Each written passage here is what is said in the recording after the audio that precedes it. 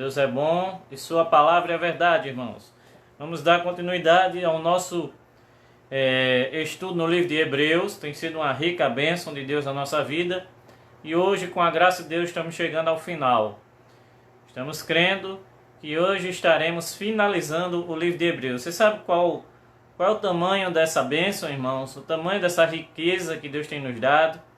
Em breve, com a graça de Deus, nós vamos estar resgatando todas as ministrações no livro de Hebreus, desde aquelas que começaram lá na igreja, até as que terminaram aqui, e nós vamos lançar toda a série para vocês ouvirem novamente, porque o livro de Hebreus tem sido tremendo na minha própria vida em estar ministrando para vocês. É um grande desafio, porque é um livro, é uma carta que tem 13 capítulos, né? É maior, tem mais conteúdo histórico, e é tão importante transmitir a palavra de Deus, irmãos. É muito importante transmitir a palavra de Deus com seriedade. Então, desde o primeiro capítulo, nós temos procurado fazer isso honrando ao Senhor, com toda seriedade, transmitindo a plena verdade. Amém? Então, louvado seja o nome do Senhor. Capítulo 13 do livro de Hebreus. Nós vamos começar a ler agora a partir do verso 15. Na última semana passada, nós fomos até o verso 15 e hoje nós vamos ler e depois vamos meditar versículo por versículo, tá bom? Verso 15, Hebreus capítulo 13, a partir do verso 15.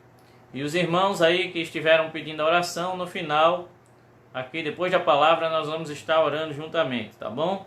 Em nome de Jesus. Em nome de Jesus. Verso 15. Por meio de Jesus Cristo, portanto, ofereçamos continuamente a Deus um sacrifício de louvor, que é fruto de lábios que confessam o seu nome. Não se esqueçam de fazer o bem e de repartir com os outros o que vocês têm, pois de tais sacrifícios Deus se agrada. 17. Obedeçam aos seus líderes e submetam-se à autoridade deles. Eles cuidam de vocês como quem deve prestar contas a Deus. Obedeçam-lhes para que o trabalho deles seja uma alegria e não um peso, pois isso não seria proveitoso para vocês. Orem por nós. Estamos certos de que temos consciência limpa e desejamos viver de maneira honrosa em tudo. Particularmente, recomendo-lhes que orem para que eu lhes seja restituído em breve. O Deus de paz, pelo sangue da aliança eterna, trouxe de volta dentre os mortos a nosso Senhor Jesus Cristo, o grande pastor das ovelhas. Os aperfeiçoe em tudo o bem, para fazerem a vontade de Deus, e opere em nós o que lhe é agradável mediante Jesus Cristo, a quem seja a glória para todos sempre. Amém. Irmãos, peço-lhes que suportem a minha palavra de exortação. Na verdade, que eu lhes escrevi é pouco. O que eu lhes escrevi é pouco. Quero que saibam que o nosso irmão Timóteo foi posto em liberdade. Se ele chegar logo, irei vê-los com ele. Saúdem a todos os líderes e a todos os santos. Os da Itália lhes enviam saudações. A graça seja com todos vocês. Louvado seja o nome do Senhor. E assim como o escritor aos Hebreus, eu também já peço as orações por vocês. Eu não sei se alguém percebeu, mas eu estou com a afta, algumas probleminhas aqui na boca do lado direito e está um pouco difícil de falar. Cada frase é uma dor, né? Na língua também, acabei mordendo a língua. Glória a Deus, né? E vamos pregar com a graça de Deus. Louvado seja o nome do Senhor. Então, lembrando a todos vocês, nós não sabemos quem escreveu o livro de Hebreus. Você vê que chegou o final da carta e ele não cita o seu próprio nome, o autor. Apesar de citar o nome de Timóteo, né? Há muitos defensores de que foi Paulo, mas nós não temos teologicamente nem historicamente fundamento para provar que foi o apóstolo Paulo. E tem um pouco de diferença. Alguns acreditam até que foram os apóstolos de segunda geração, um dos apóstolos de segunda geração, ou seja, discípulos, assim como Timóteo, dos apóstolos da primeira geração. Então, irmãos, o verso 15, amém? Vamos para o verso 15. Por meio de Jesus Cristo, portanto, ofereçamos continuamente a Deus sacrifício de louvor, que é fruto de lábios que confessam o seu nome. Isso aqui eu já falei da última vez, só dando aqui como uma introdução. Ofereçamos sacrifício a Deus, diz respeito a uma vida de louvor ao Senhor, diz respeito que aqueles que confessam Jesus ou que confessaram Jesus, não diz respeito ao apelo, como é feito em algumas igrejas, em algumas situações. Muitos de nós confessamos Jesus através dos apelos, inclusive eu, porém esse fruto de lábios que confessam o seu nome não é ou não está ligado aos apelos. Os apelos não estão na Bíblia, né, irmãos? Eles são uma invenção de igreja. Eu não estou dizendo que é uma doutrina, eu não estou dizendo que é um pecado, eu estou dizendo que é uma invenção de igreja. Assim como muitas coisas que nós praticamos no culto, são coisas que nós organizamos. Não está diretamente na Bíblia, mas nós organizamos como primeiro vem o louvor, depois vem a palavra. Por que isso? Por que não vem a palavra primeiro e depois o louvor? Não tem isso na Bíblia. Assim, nós sabemos que apelo é uma realidade de igreja, tá bom? De ministérios e assim por diante. Essa confissão que aqui no verso 15 é falada é a confissão da vida do crente, aquele que confessa continuamente que tem um Salvador. Nós, diferentemente do mundo, nós dizemos que Jesus é o nosso Senhor. Logo, Senhor significa é Ele quem governa a nossa vida, toda a nossa existência. Não fazemos da nossa vida o que queremos. Nós temos um Senhor. Nós temos um Senhor que nos salvou, que nos perdoou, que nos deu a vida eterna. Este que nós dizemos que é o nosso Senhor, que é o nosso Salvador, que se chama Jesus Cristo, é Ele que nós confessamos publicamente, né? Jesus, ele disse, aquele que me confessar publicamente ou diante dos homens, eu confessarei diante do meu Pai que está nos céus. Isso é uma realidade de igreja. É muito importante, irmãos, abrindo um parêntese, não ser crente espião, não ser crente 007. Temos que ser realmente expostos ao mundo como luz do mundo e sal da terra.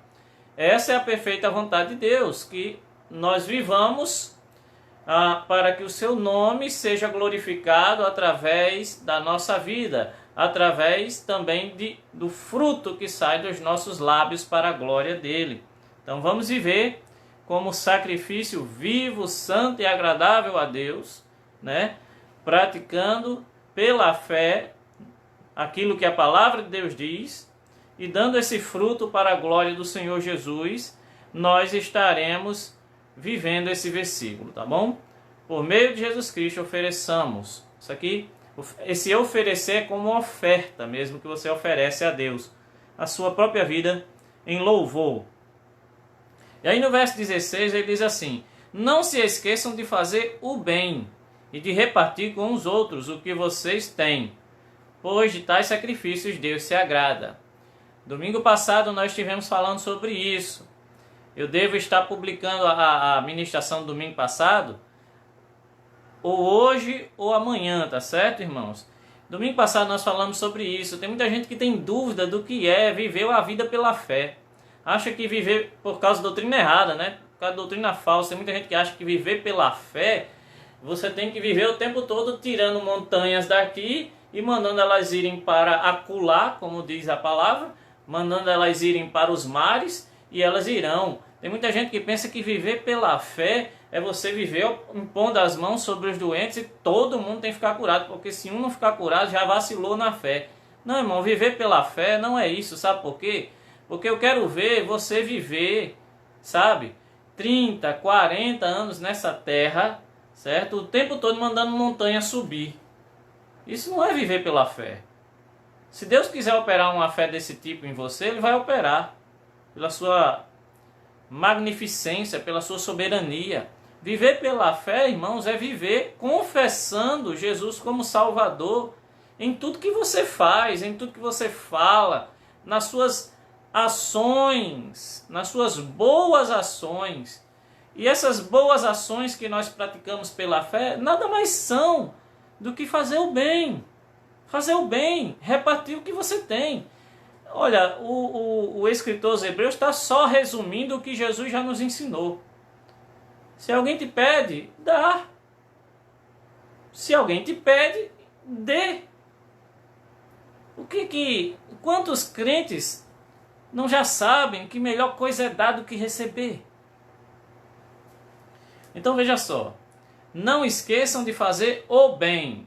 Se é o bem, é o oposto do mal, ok? Repartir com os outros o que vocês têm. Então, o que seria o oposto de fazer o bem? Fazer o mal. E o que seria fazer o mal? Acumular o que você tem sem nunca ajudar os outros. E quando a fazer o bem e ajudar os outros, quanto a isso, né, tem muita gente que tem também dificuldade em entender. Então eu vou fazer o quê? Eu tenho que ir procurar pessoas que moram na rua, eu tenho que ir procurar pessoas que estão vivendo na rua. Não, meu irmão, fazer o bem começa com você abençoando quem está mais perto de você. Então, vai lá para a parábola, né, do bom samaritano, que você vai entender. A pergunta dos discípulos para Jesus é: quem é o meu próximo? A quem eu devo fazer o bem? O próximo é aquele que está mais próximo. É aquele que precisa da sua ajuda e você, tendo com que ajudar, você o ajuda. Entenderam?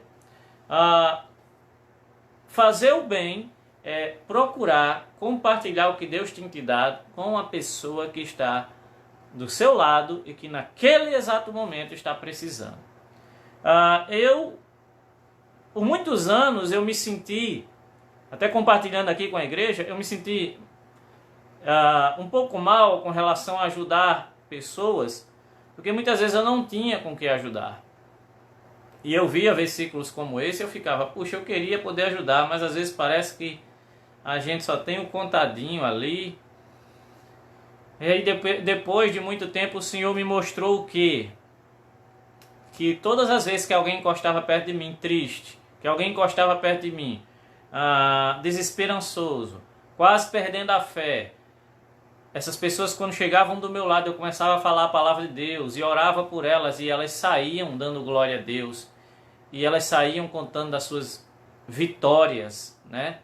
Vitoriosos sobre aquelas circunstâncias. Então esse foi o bem que eu pude fazer durante anos e eu nem percebia. O que eu quero mostrar com isso, irmãos? Isso aqui não é nada forçado. Viver pela fé não é forçado. Um filho e uma filha de Deus, eles vão viver pela fé.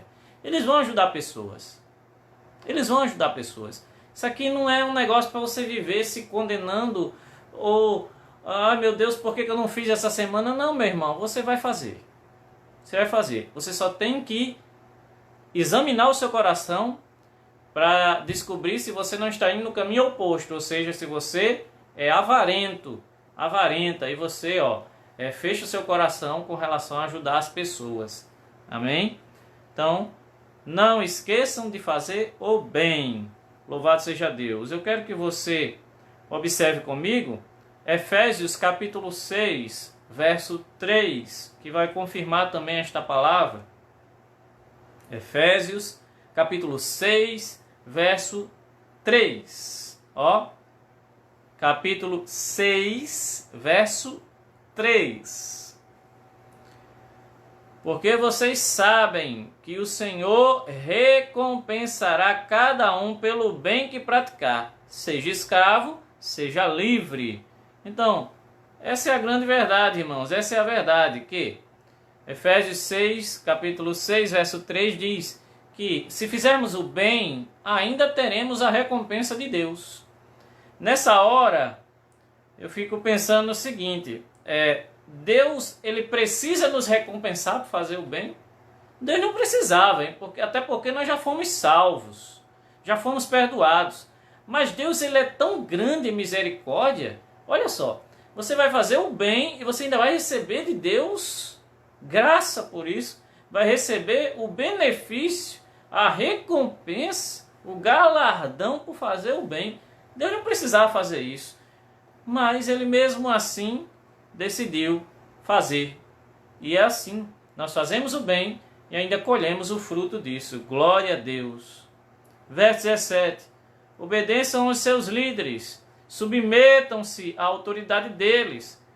Eles cuidam de vocês como quem deve prestar contas. Prestar contas a Deus. Obedeçam-lhes, para que o trabalho deles seja uma alegria e não um peso, pois isso não seria proveitoso para vocês. Eu vou começar do final. Obedeçam aos seus pastores, aos seus líderes, para que vocês não sejam um jugo na vida deles. Para que vocês sejam uma alegria e não um jugo na vida deles. Irmãos, eu pastoreio desde 2007, tá certo? Eu pastorei a igreja desde 2007. E antes de pastorear, eu fui ovelha. E também fui líder de jovens, por exemplo, e sempre ajudei os pastores. E uma coisa eu percebi durante esses anos, e eu vivi durante esses anos. Tem realmente ovelha. Às vezes a gente brinca dizendo que tem os bodes. A Bíblia ensina que tem o joio, mas que também tem o trigo. O trigo é o discípulo, né, verdadeiro, e o joio não é discípulo verdadeiro.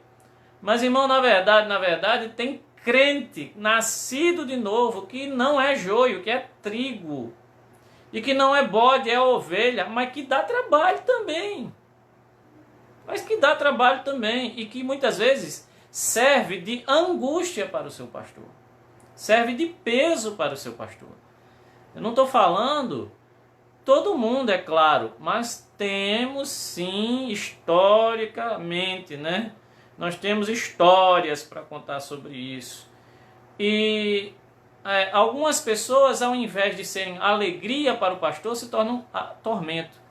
E nós vínhamos vivendo um tempo que, quem sabe, não chegou a mudança agora, com esse abalo que Deus está dando no mundo. Porque nós vínhamos vivendo um tempo muito difícil para os pastores.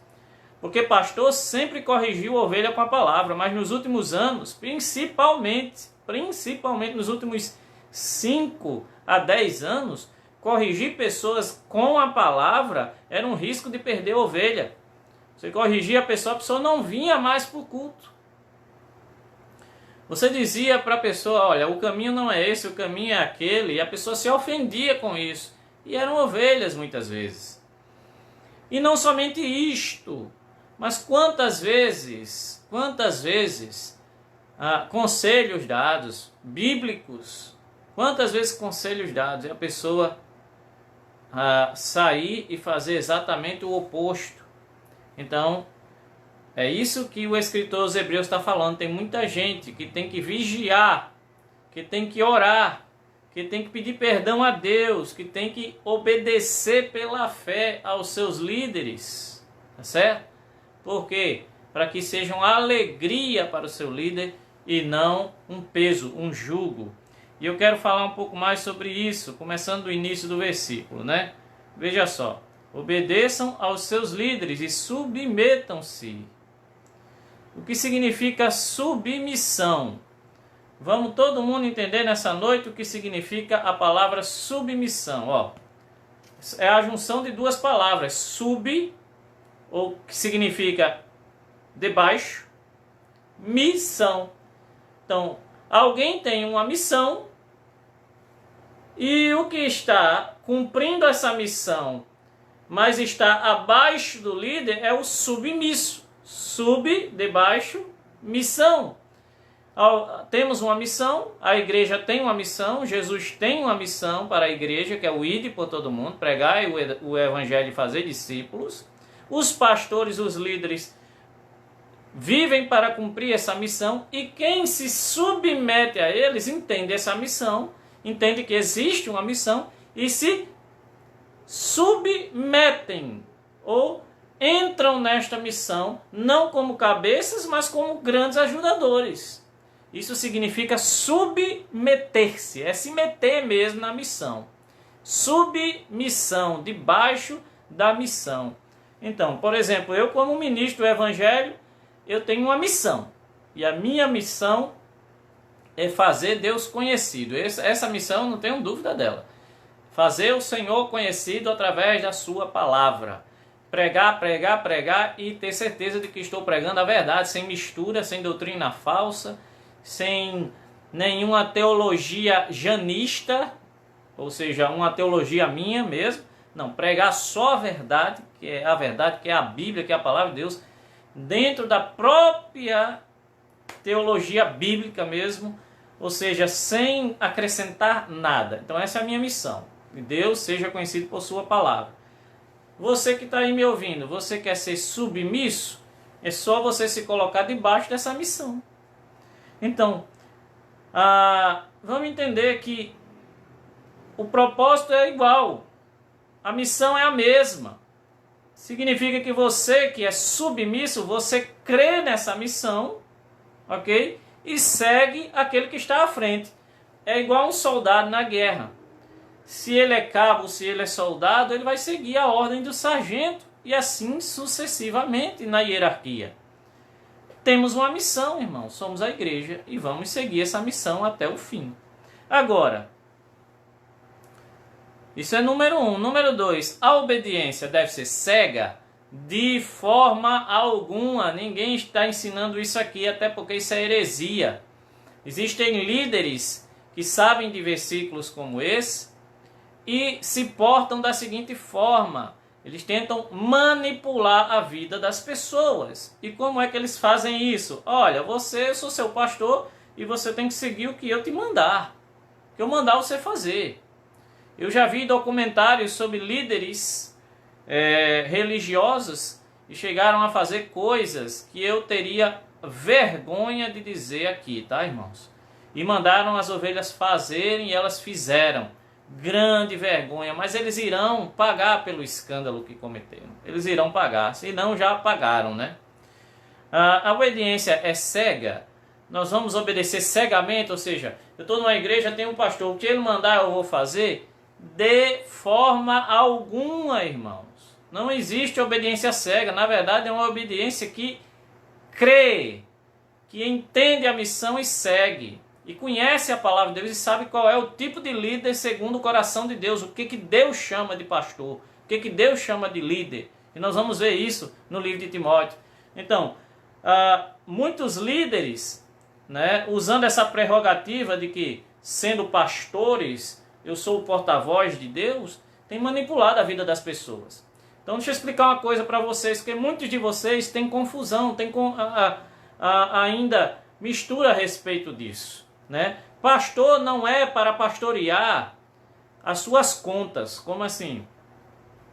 Pastor não tem que decidir se você paga a conta A ou a conta B. Isso não é vida de pastor, isso não é chamado pastoral. Pastor não tem que decidir qual é a casa que você vai comprar. Pastor não tem que opinar sobre o carro que você vai comprar. Pastor não tem que opinar sobre roupa que você vai vestir. E eu disse, não tem que opinar sobre a roupa que você vai vestir. Porque o chamado pastoral é de ensinar a palavra e Deus é quem transforma as pessoas pela verdade santa da palavra de Deus. Então, chegar para as pessoas e manipular a vida delas, eu vou dizer para vocês, irmãos, eu vou dizer para vocês com toda sinceridade, eu acho que na realidade do que estávamos vendo no Brasil e no mundo até pouquíssimo tempo atrás, de cada 100 pastores,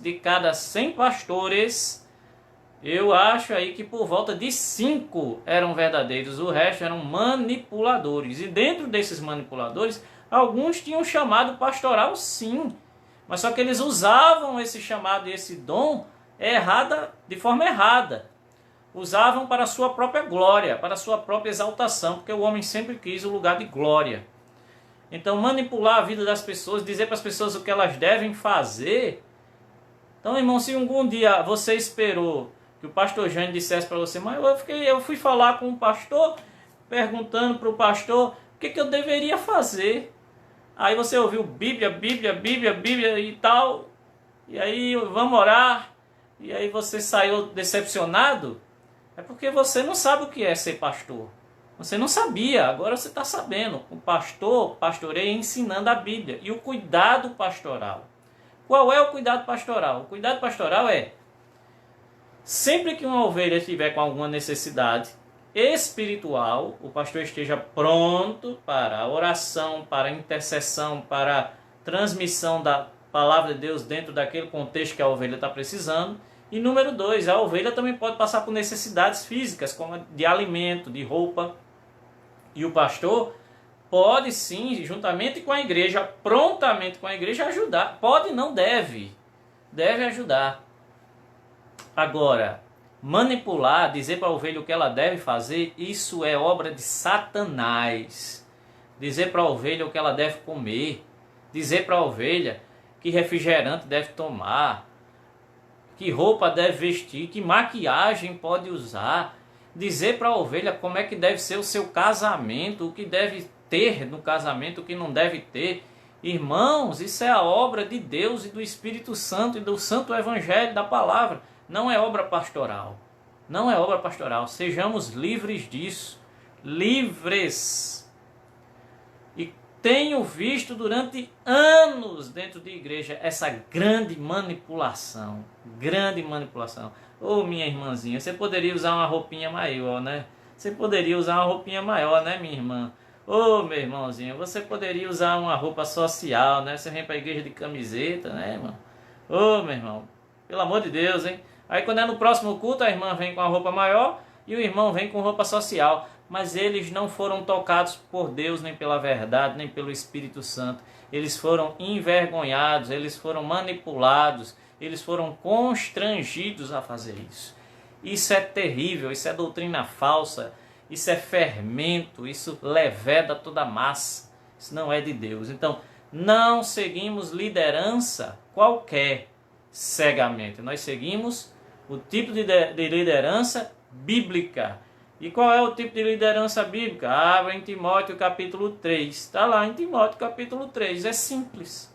Você lê o que está na Bíblia e o pastor tem que ter aquelas prerrogativas que a Bíblia está dizendo. O currículo do pastor é a Bíblia. Se ele estiver em linha com a Bíblia, você segue ele como pastor. E aqui eu estou falando com pessoas que eu sei que já seguiram, ministros, pastores, que tinha duas palavras, que mentia de manhã, falava a verdade de noite, que prometia e não cumpria, comprava e não pagava, não porque faltava dinheiro, mas porque era assim. Pessoas que entravam em adultério, que não podia ver uma irmãzinha, né? E assim por diante. Irmãos, isso é liderança reprovada. Foi reprovada. Você não sai, olha, não se submeta a pessoas assim. Saia correndo, tá bom? Então, eu sou melhor, eu não estou falando isso porque eu seja melhor do que ninguém, não, irmão. Até porque está na Bíblia. Tá certo? Isso aqui eu vou deixar bem claro. Se eu vacilar, você não tem que me seguir. Se eu vacilar, você tem que seguir a Cristo e a palavra. Procura a liderança que esteja debaixo da submissão a Deus. Olha só. O que diz o livro de Timóteo, capítulo 1, verso 3 em diante, tá bom? É necessário, pois, que o bispo seja irrepreensível, marido de uma só mulher, sóbrio, prudente, respeitável, hospitaleiro, apto para ensinar, não deve ser apegado ao vinho, não pode... Apegado ao vinho não significa que ele não possa provar o vinho. Apegado ao vinho é o cara realmente beberrão, ok? E deixando claro, eu não faço isso, eu não tomo bebida alcoólica, e todos vocês sabem por quê. Faz tantos anos, né, que nós deixamos pela graça de Deus. Se eu tomar 2 dedos de bebida alcoólica, eu amanheço no outro dia perguntando onde é que eu estou e quem sou eu, né, irmãos? Então, misericórdia. Não deve ser apegado ao vinho, nem violento, mas sim amável, pacífico e não apegado ao dinheiro. Ou seja, eu estou usando a tradução NVT, né, irmãos? E ela é bem clara com relação a algumas palavras. Algumas Bíblias dizem avarento, né? Ou seja, o cara que faz a obra de Deus pensando no dinheiro. Eu fico imaginando, irmão, teve um testemunho de um rapaz da internet, do YouTube, e ele disse, ele colocou assim, fui visitar uma igreja, estou procurando uma igreja. Eu disse, olha, o rapaz está procurando uma igreja. E eu vou ver qual foi a igreja. Aí ele entrou numa determinada igreja, que eu não vou citar o nome aqui, uma igreja grande, dessas maiores. E ele disse que o culto durou 3 horas. E ele disse que teve muito louvor. E quando terminou o louvor, ele pensou que ia começar a palavra. E o que começou foi tipo um comercial. Começaram a mostrar no telão um comercial. E começaram a oferecer a Bíblia de estudo daquela igreja. E aí uma pessoa chegou no púlpito e disse assim, Deus vai falar com tantas pessoas aqui para comprar tantas Bíblias hoje nesta igreja. Aí ele começou a perceber que aquilo ali era uma grande manipulação. Ele disse que durante o culto foi oferecido a ele comprar a Bíblia, foi oferecido a ele comprar a camiseta e foi oferecido a ele ser um colaborador daquele ministério. 3 oferecimentos durante o culto e que a palavra foi apenas de 20 minutos. Então, meus irmãos, espera aí, tem muita falcatrua por aí, né, meu irmão? Em nome de Jesus, vamos pular fora desse negócio. Passar longe, que os nossos olhos são iluminados pela santa palavra de Deus. Então, não pode ser apegado ao dinheiro. Verso 4. O que o ministro tem que ter? Ele deve governar bem sua própria família, tendo seus filhos sujeitos a ele com toda dignidade. Ok? Pois se alguém não sabe governar sua própria família, como poderá cuidar da igreja de Deus? Não pode ser recém-convertido, ou em algumas Bíblias diz neófito, é a mesma coisa. Não pode ser recém-convertido para que não se ensoberbeça e caia na mesma condenação que caiu o diabo. Então, por que o pastor não pode ser novo convertido? Muito simples. Porque ele vai se ensoberbecer na liderança, né? É aquela pessoa que se você der um cargo de liderança a ele, ele vai se achar, ele vai cair no laço da vaidade, ok? Então, olha ali o pastor, nossa. Então, não é propriamente idade, viu, irmãos? Não se refere à idade. Porque, por exemplo, nós sabemos que Charles Spurgeon começou antes dos 20 anos a pregar o evangelho. Com 22 anos ele já era pastor de uma mega igreja com 10 mil membros. Com 22 anos. Charles Spurgeon, né? Mas foi a vontade de Deus que fosse assim. Tá bom? O que a Bíblia está falando aqui não é novo convertido no sentido de idade, mas novo convertido na prática da palavra, no conhecimento de Deus, na experiência com as coisas de Deus. Tá bom? Em nome de Jesus. 7. Também deve ter boa reputação perante os de fora, perante as pessoas de fora da congregação, para que não caia em descreto nem na cilada do diabo. Então, tem pastores que misericórdia, né, irmãos? Não tem bom testemunho pelas pessoas de fora. Pelo contrário, não tem bom testemunho. Na verdade, todo mundo dá mau testemunho dele. Não, esse aí é enganador mesmo, esse aí é sem vergonha, esse aí fala e engana. Então isso, irmãos, nós estamos aqui vendo, está escrito na palavra de Deus, irmãos. Timóteo capítulo 3. Por isso que nós não seguimos qualquer liderança, nós vamos seguir a liderança bíblica, tá certo? E eu digo para vocês, eu sou o primeiro aqui a cobrar isso aqui, irmão. Se isso aqui está escrito, é a regra para o pastoreio, tá bom? Verso 18, voltando lá para Hebreus, capítulo 13, verso 18. O escritor aos Hebreus pede agora oração aos irmãos. Orem por nós, estamos certos de que temos consciência limpa e desejamos viver de forma ou de maneira honrosa em tudo. Misericórdia, hein, irmão? O irmão está comentando aqui que conhece um pastor e tornou-se pastor com 6 meses, né, irmão Walter? Misericórdia, Jesus. Você vê, a Bíblia diz isso aqui, também diz, o apóstolo Paulo também ensina a Tito as prerrogativas, o currículo pastoral. Mas as pessoas não leem a Bíblia. Para que Bíblia, né, irmão? Para que Bíblia? Vamos fazer aqui do nosso jeito. E quem reina? Quem é que reina? Só não é Deus, né?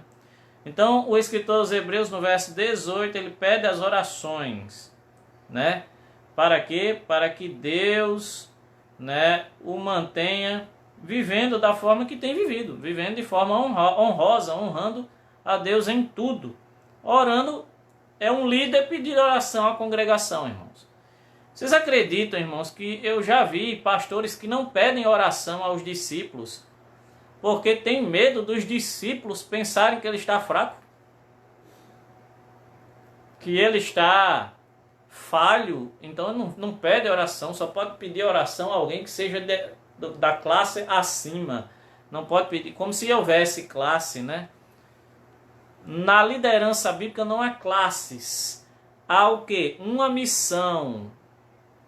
E tem alguém que Deus colocou como cabeça da missão suprema, que é Jesus, e Deus tem os seus sargentos ali, são os ministros. O Senhor Jesus tem os seus ministros, e nós vamos nos colocando debaixo dessa missão. Mas tem pessoas, irmão, que não pedem oração à sua própria igreja. Você já sabe que eu peço mesmo. Se eu não estiver bem, irmão, ora aí por mim, viu? Em nome de Jesus, estou precisando das orações de vocês. E irmãos, eu vou ser o primeiro a pedir, sabe por quê? Porque eu me vejo numa posição de privilégio, porque eu sou pastor. Tem as ovelhas da congregação. Quando eu peço as orações, pelo menos na minha mente, eu sei que não acontece assim, mas na minha mente, na minha fé, eu penso, nossa, eu tenho um grupo ali de pessoas que vai orar por mim, isso é uma bênção. Isso é uma bênção, porque se eu pedir oração a uma pessoa só, é uma coisa, mas se eu pedir para 80, é outra. Então, eu peço para as 80. E sabe o que Deus sempre faz, irmão? Sempre responde, aleluia, glória a Deus. E eu vou fazer o quê? Eu vou pedir, porque Deus é bom, sua palavra é verdade. E, irmão, é nessa multidão de oradores, né, que a resposta de Deus vem. Amém? Verso 19. Particularmente recomendo-lhes que orem para que eu lhes seja restituído em breve. Você fica meio confuso quando lê esse versículo, mas não vai ficar mais.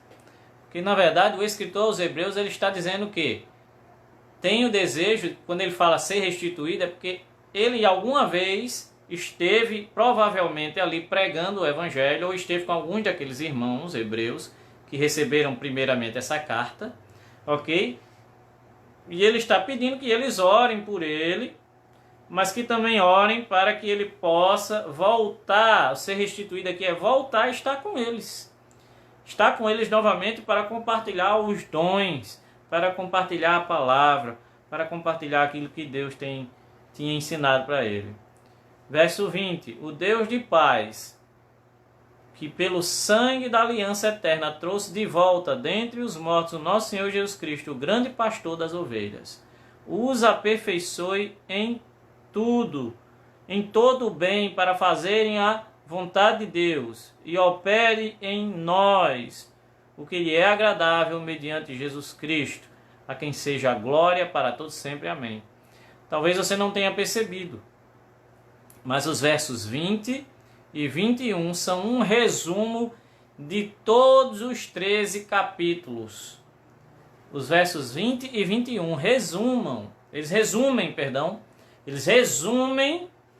né, os 13 capítulos do livro de Hebreus, falando tudo que Jesus Cristo é, falando sobre o sangue de Jesus e o que ele produz em nossa vida, né, que é a vontade de Deus perfeita, acontecendo nós experimentando a operação de Deus em nós, que é agradável e que é mediante Jesus Cristo.